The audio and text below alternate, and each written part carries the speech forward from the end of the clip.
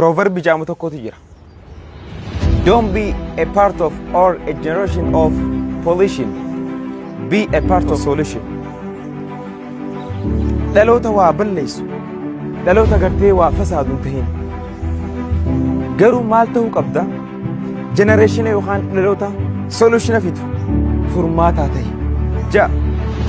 Eeyyeen dargaggummaan yeroo qaali. Warra arra hojjeteetu boru boqonnaa argata.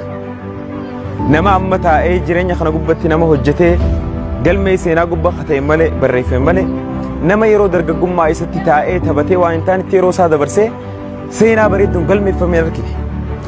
Dargaggummaan yeroo takka yeroo qaalii deebitee hin argamne nis lamuu siin khannam. تيروتك ربي سبحانه وتعالى براسي خنمت. Akka khayyetti amma adda igloof yaani. Dargaggummaa jalqabarraan jira jidduu hin geenye maayyis hin geenye. Eegalla dargaggummaarraan jira. Yeroo tanatti maaltu narraa eegama akka mataa khayyetti. Atirraa maaltu eegama. Namni kun yoo ati positive attitude qabaatte ilaalcha positive yoo kan qabaattu taate bira dabartee biyyatee bira dabartee ardii tee bira dabartee addunyaa guutuu jijjiiruu dandeessa. Eeyyeen